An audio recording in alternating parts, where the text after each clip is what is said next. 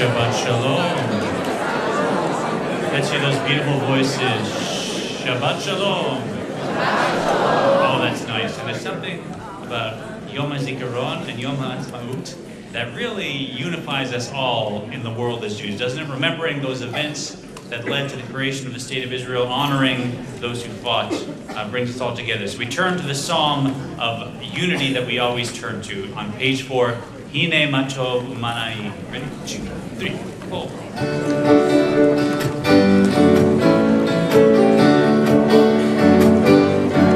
Every voice. Hine matov umanai. Shevet davim gam yachad. Hine matov umanai. Shevet davim gam yachad. Hine matov.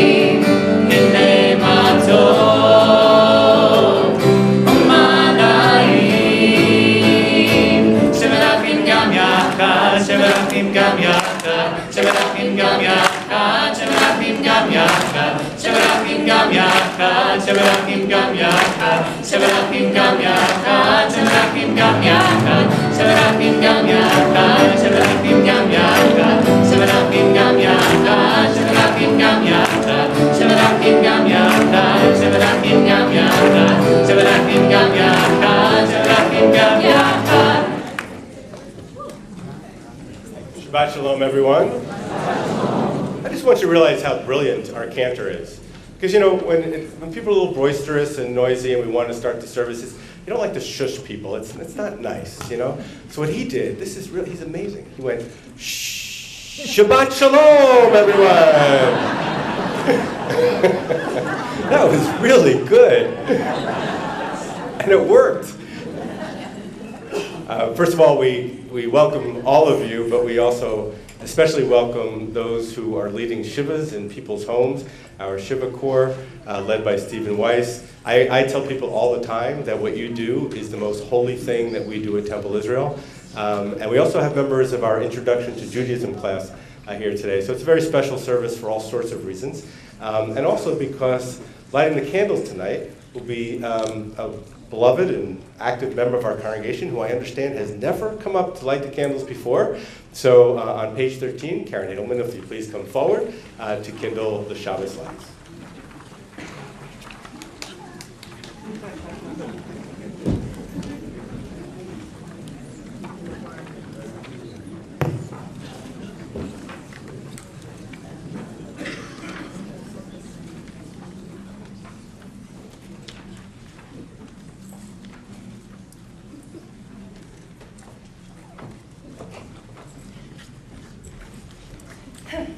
Baruch atah Adonai Eloheinu melech haolam asher kiddushanu b'mitzvotav v'tzivanu l'hadlik ner shel Shabbat.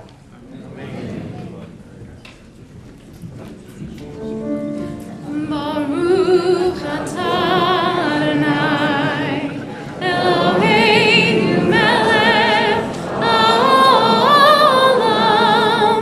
asher kiddushanu b'mitzvotav v'tzivanu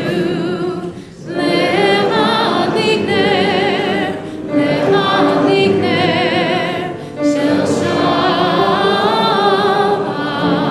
Amen. We continue with L'Chadodi on page 34.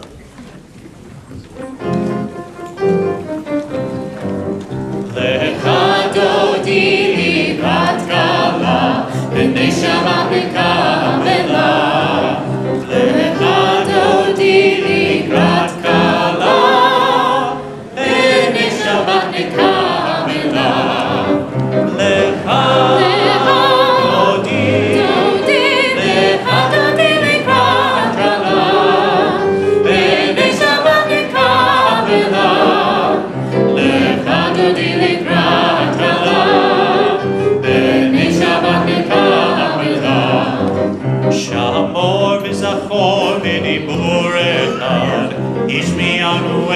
המיוחד, אדוני אחד ושמו אחד, לשם ותפארת לתהילה.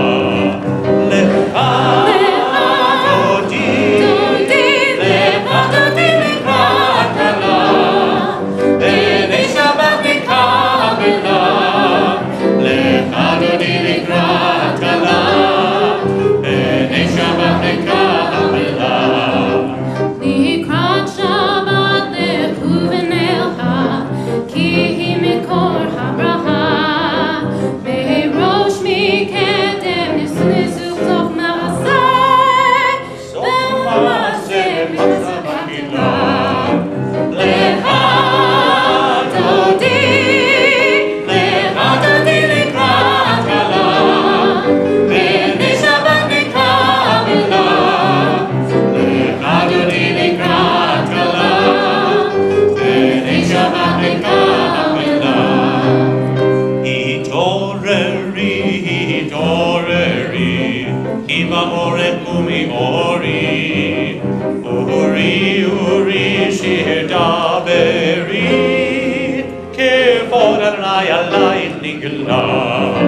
לך דודי, לך דודי לקראת כלה, בני שבת נקבלה. לך דודי לקראת כלה, בני שבת נקבלה. בואי בשלום עטרת בעלה, גם בשמחה וצהלה. תוך אמוני עם סגולה, בואי כלה, בואי כלה. לך דודי, לך דודי לקראת כלה, בני שבת נקבלה. לך דודי לקראת כלה, בני שבת נקבלה.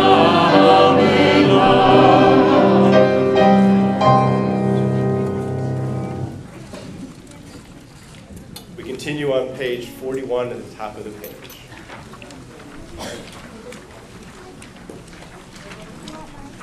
We pray together.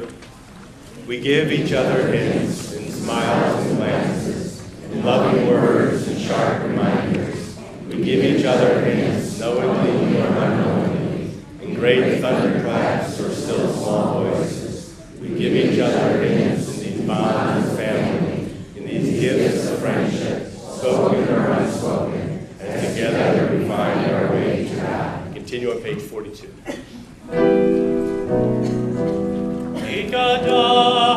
Ikada Shemei Rama, Amen. Yalma Dibra Kirutem Yamlit Malkutei, Chayechol Yomechol, Chayechol Beit Yisrael.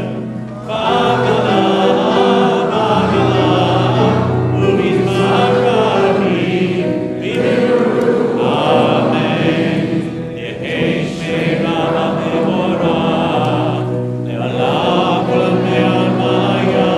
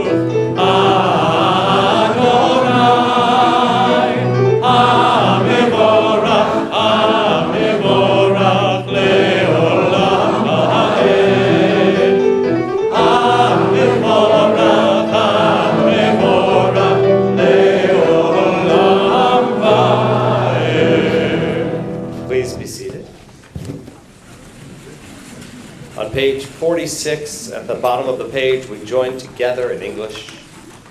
Can we spend a few moments observing the whizzing creations of our mind and then put them to rest? Can we notice the web of the past that we are always spinning and let it fall away? Can we meet ourselves in this and only this moment of Shabbat? Then time is sacred and space is holy. Then we meet at Sinai and rush to a gray sky. Baruch atah Adonai, ha'ma'ariv ha'arabim. Blessed are you, O God, who makes the evening fall. We continue responsively on page 49. We are loved by an unending love. We are guided by the still, small voice within us. We are loved by an unending love.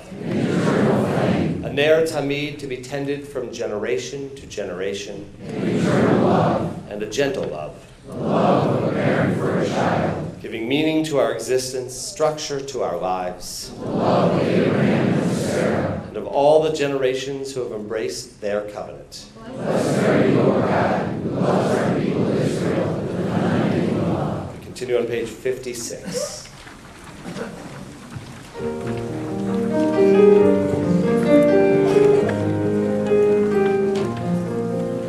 If you're lost, you feel afraid, and you don't know what to say, then listen to our God. Is there a question on your mind? Is the answer hard to find? Then listen to our God. Listen with all your heart and soul, and with all your might. Write them and learn them and teach them well, every morning and night. Close your eyes and listen.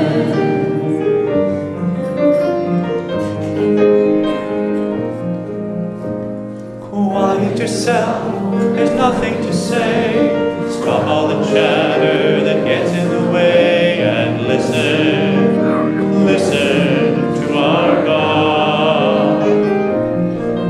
When the wind and the thunder finally disappear, there's still a voice that you will hear if you listen to our God. You can hear it from the top of the highest hill or from the valley below. It can come from the edge of the universe. It can come from within your soul. Close your eyes and listen.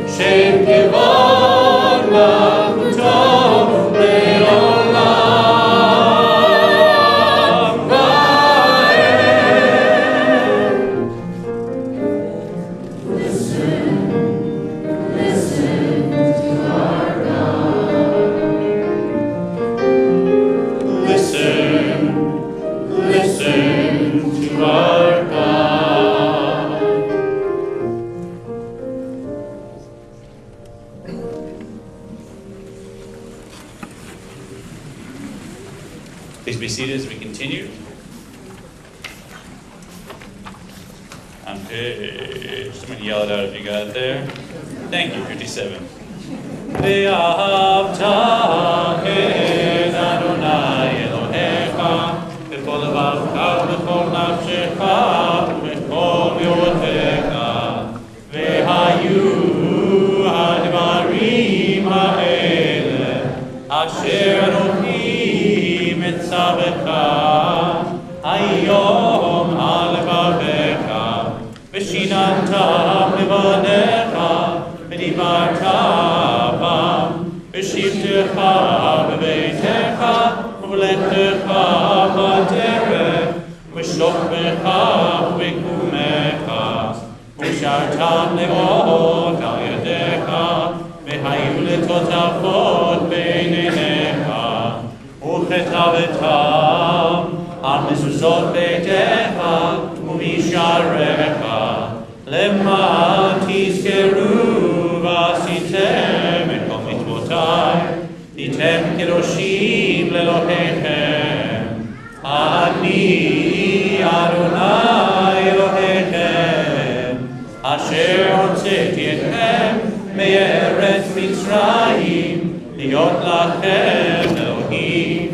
אני אדוני אלוהיכם אמת. The Ahavta speaks of our love for God and God's love for the people Israel. And so it's a perfect transition at this moment in our service to speak about the love that is created when two special people who are meant to be together find each other. And so it is at this moment that we celebrate with a couple about to enter into the covenant of marriage. We invite Ariana Orvel and Jeffrey Zeman to come forward, as they will be receiving not only a blessing tonight, but also a gift of a membership here in Temple Israel. You're going to use that one, right? For sure. As well as a very special mezuzah to help you create your beautiful home together. ברוכים הבאים בשם אדוני, ברכנוכם מבית אדוני. I had to remind you to hold her hand. We'll talk before the wedding. Tonight, oh God, this incredible couple has come before you and this congregation to receive a blessing on their love. We pray that you will watch over them as they build a home together, a home that is based on the traditions of our people, but also on the connection that the two of you have created in this relationship. We pray that every day you will be in that home, blessed not only by that which you have received from your families and from Jewish tradition, but also the incredible blessings of your heart. That the two of you will walk into that home every day and receive a most precious gift from God, the gift of peace, as we say together, Amen. Simmen tov, mazel tov, simmen tov, simmen tov, mazel tov, simmen tov, simmen tov, mazel tov, simmen tov, Elanu. Simmen tov, mazel tov, simmen tov, simmen tov, mazel tov, simmen tov, simmen tov, mazel tov, simmen tov, Elanu.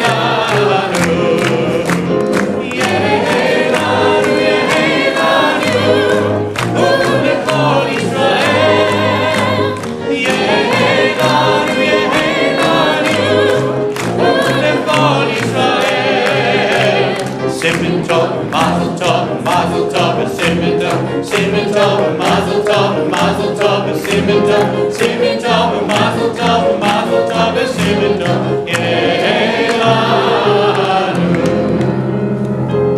Oh, that makes me happy.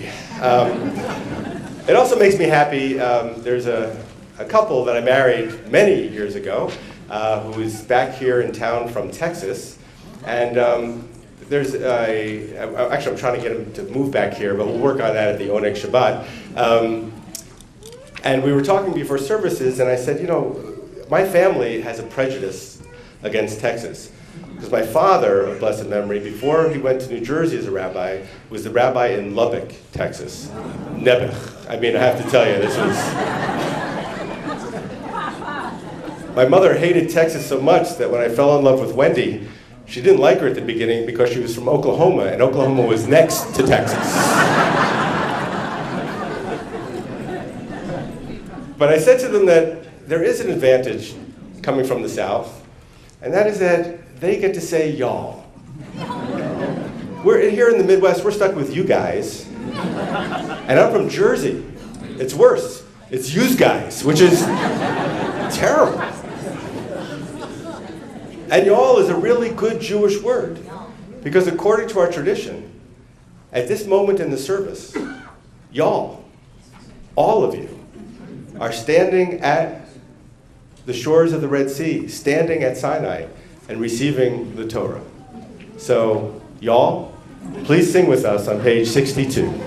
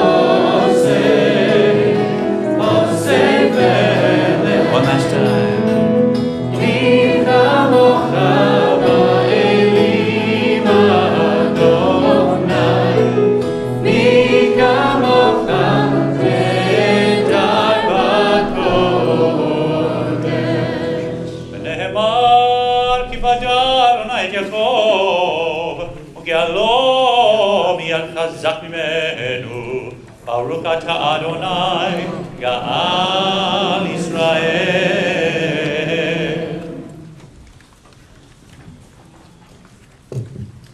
We continue now on page 64. In the middle of the page, we pray together. Cause us, our Creator, to lie down in peace, and raise us up, O sovereign God, to renewed life and peace. Spread over us the shelter of your peace. Guide us with your good counsel, and be our shield of mercy and of peace. Baruch atah Adonai, haborei sukat shalom aleinu, ve'al amo Yisrael, ve'al Yerushalayim. Blessed are you, O God, whose shelter of peace is spread over us, over all your people Israel, and over Jerusalem.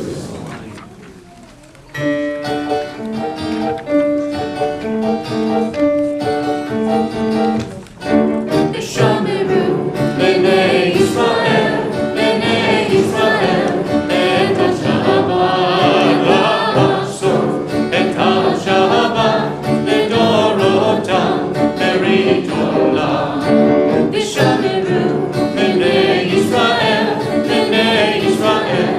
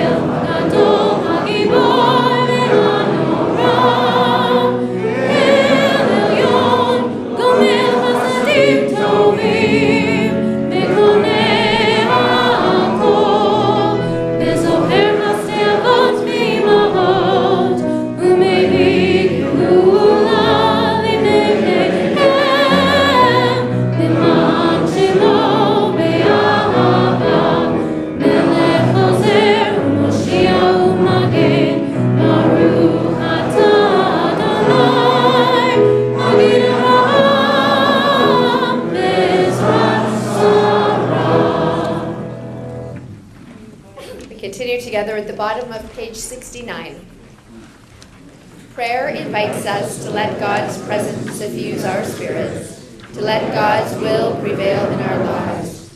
Prayer cannot bring water to parched fields, nor mend a broken bridge, nor rebuild a ruined city. But prayer can water an arid soul, mend a broken heart, and rebuild a weakened will. Baruch atah Adonai, mechaye hakol. Blessed are you, O God, who renews all things. Ata kadosh l'shivhat kadosh, u'nekoshim b'chol yom yehalleluha selah. Baruch atah Adonai, ha'el hakadosh.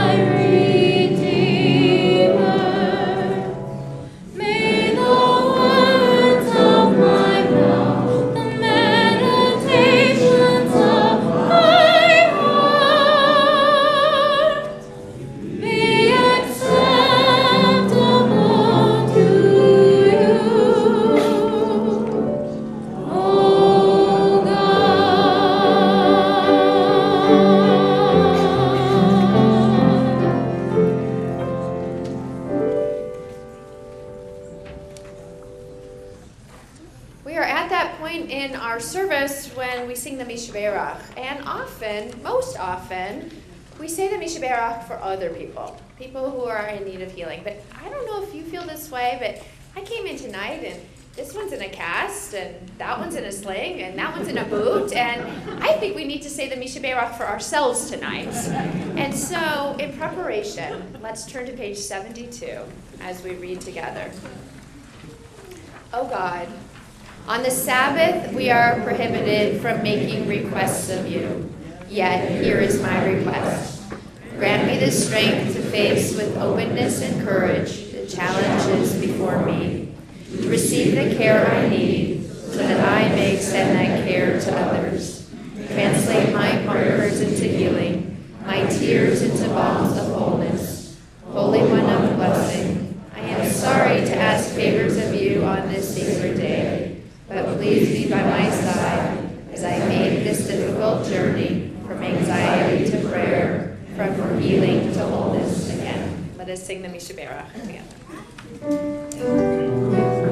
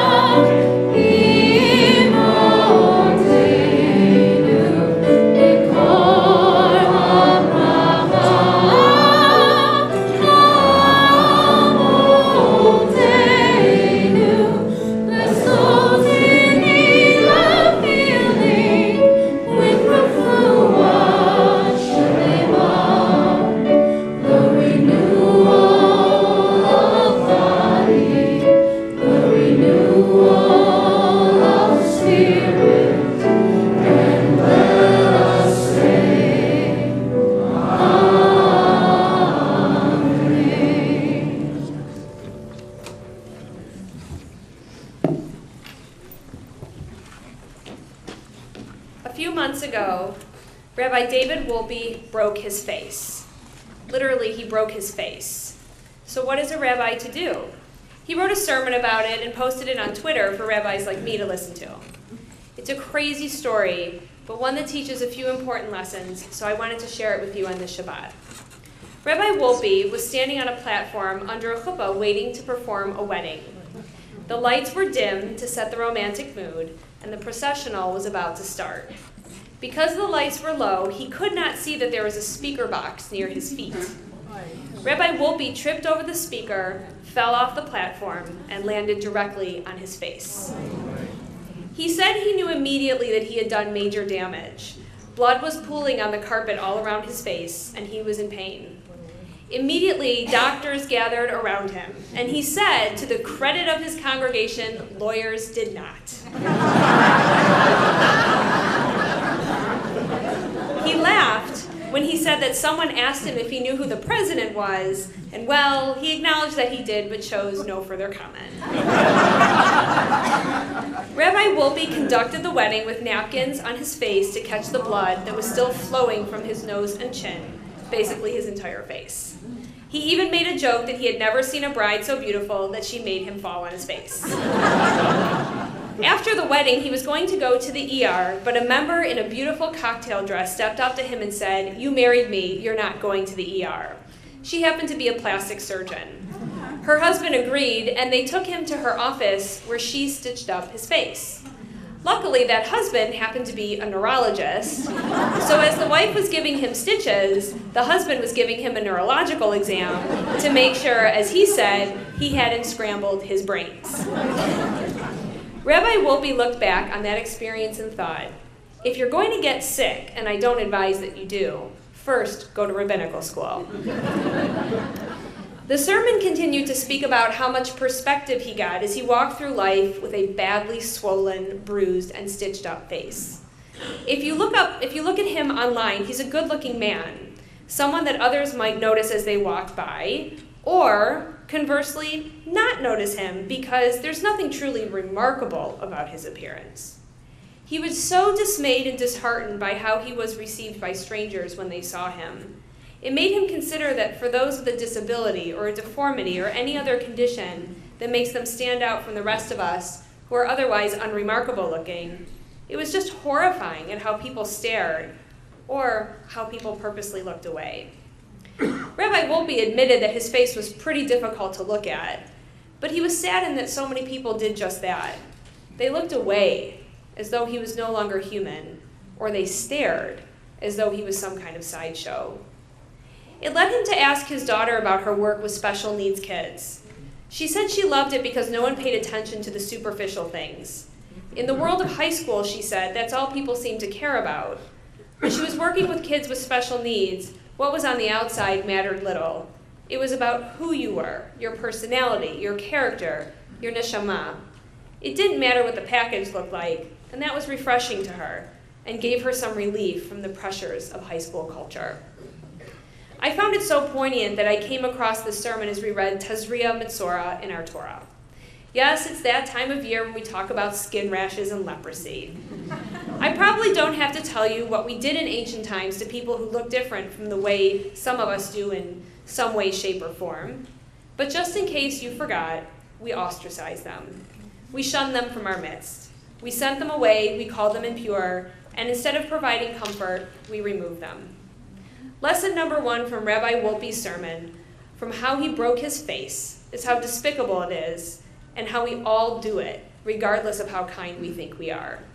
We all do it without even realizing it. Whether the difference is physical and can be readily pointed to, or emotional, differences make us uncomfortable, and we aren't sure how to approach people who are different, so we find it easier to marginalize them than find ways to integrate them. And that's why we're so blessed here in Detroit to have organizations like the Friendship Circle, the Farber Soul Center, Kadima, and JARC. These organizations find ways to help people live within our community and create meaningful connections, not just superficial ones. If we all admitted it to ourselves, we all have something that makes us stare-worthy. Maybe the funny way we walk, or our hairstyle, fashion sense, some other physical malady. Unless you are George Clooney or Giselle Bundchen, I don't think any of us are exactly runway ready. We blend in easier, and we don't realize that this is a gift that not everybody is blessed with. Rabbi Wolpe learned that all too well when he broke his face. I pray it doesn't take a similar accident for us to learn this too. Lesson number 2 from Rabbi Wolpe's sermon. It's good to be a rabbi. I'm the first to admit that being a rabbi is pretty cool. First, not many people are rabbis. It's one of those professions that still makes people's eyes pop out when you tell them what you do. It's also one of those professions that you try desperately not to share when you're sitting next to a stranger on an airplane. You never know how someone might react. If they think it's the coolest thing in the world, they might try to talk to you for the entire flight. If they're horrified by it, they might want to talk to you for the entire flight. Either way, I'm not sleeping if someone next to me is fascinated with my being a rabbi, but I digress. Lesson number 2 is a reminder to every clergy person, your clergy included, that we are so lucky to have a loving and supportive community that rallies around us when we need them. Our relationship with our congregation is very symbiotic, just as it should be. You need us, and we need you. I pray I never need you to put my face back together, but I absolutely need you for other important tasks. For example, tonight we have our Shiva Minyan leaders here with us, among them Steve Weiss, its coordinator. Without this group volunteering their time, warmth, and gifts of compassion and kindness with us, we rabbis and cantors would be, as my mother would say, in Gehaktatsuras.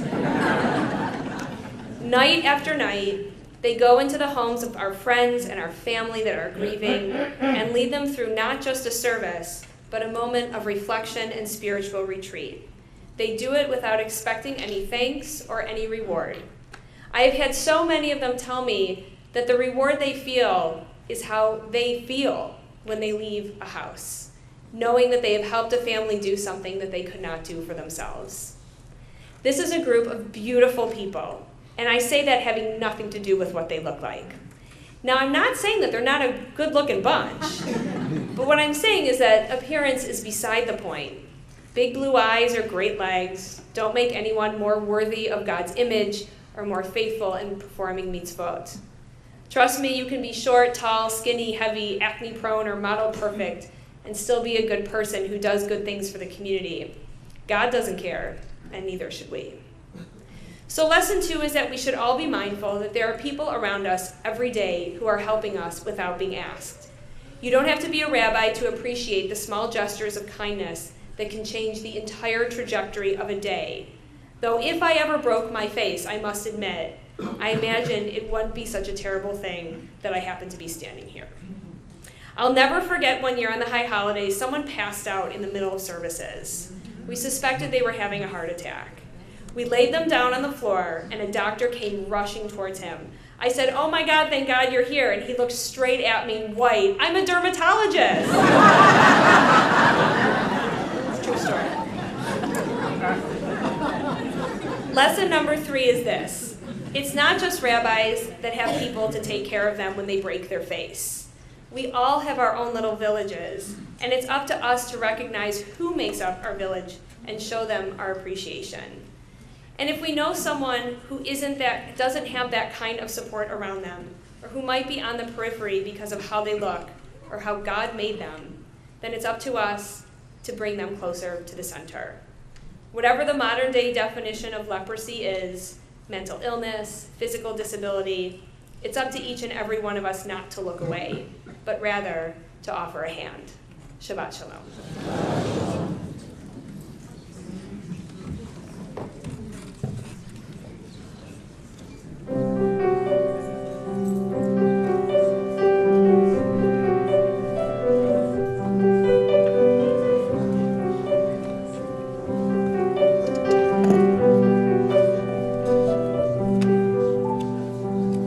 When we hear one another, there will be peace in the world.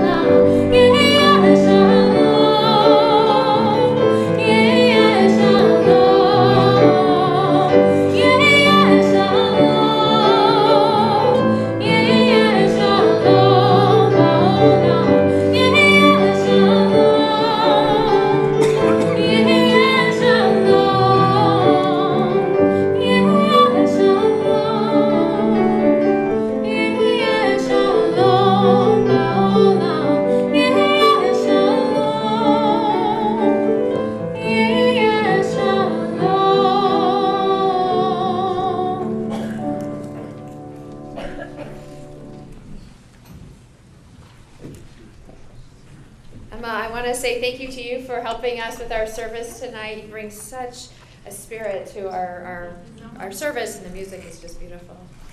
It's my pleasure to invite Dr. Ed Royal to come forward now for the congregational announcement.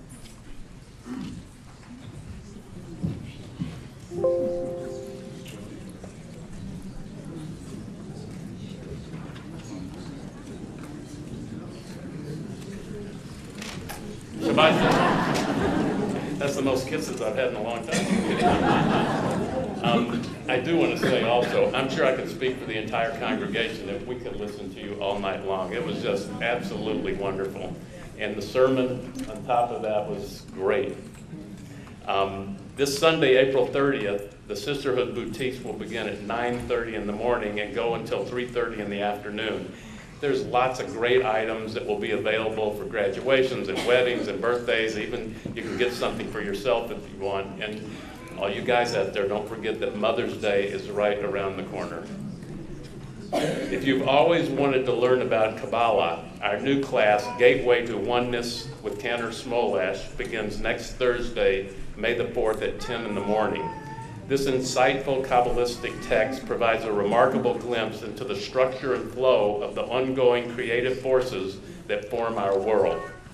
Come open the hood of the universe and get a look at the engine of light that drives it. This is open to the entire community if you have friends or relatives that would like to come. We're concluding our amazing Mitzvah 613 Torah project on Sunday, May the 7th. And over the past year, close to 2,000 people have actually scribed a letter in this Torah, our 75th anniversary Torah. So as a group, the Shiva group, the Minyan leaders, got together and scribed a letter. So I challenge all of you tonight, if you want to be a part of this incredible Torah experience, sign up for this last and closing weekend. And soon as plans are developed, we'll be planning a service to dedicate that Torah. For further information about any of these programs, to RSVP or volunteer, please call the temple office during business hours or check the table as you leave after services tonight. And after services, please join us for Shabbat greetings and the oneg just outside that door. And I want to thank Rabbi Yedwab for allowing me to say Shabbat Shalom to y'all.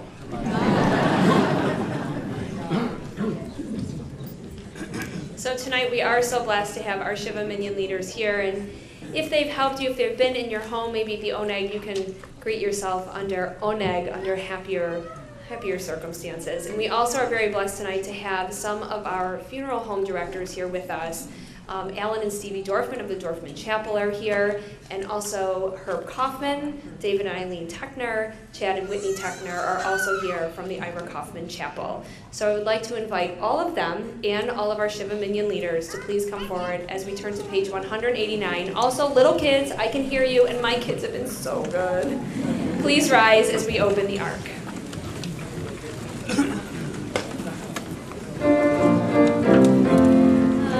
Victor,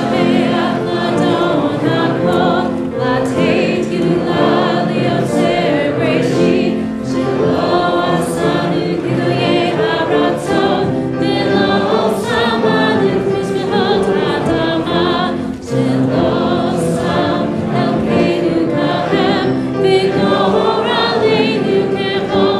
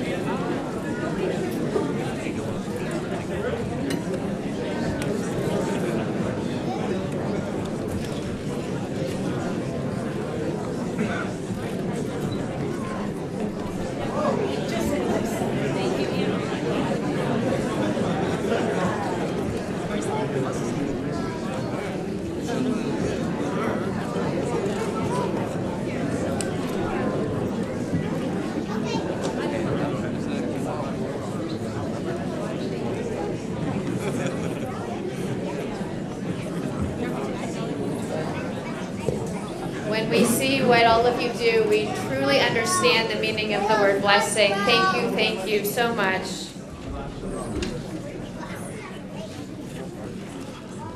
And in this moment, as we honor our Minyan leaders, we also take a moment to remember those who've died in recent days in the period of Shloshim.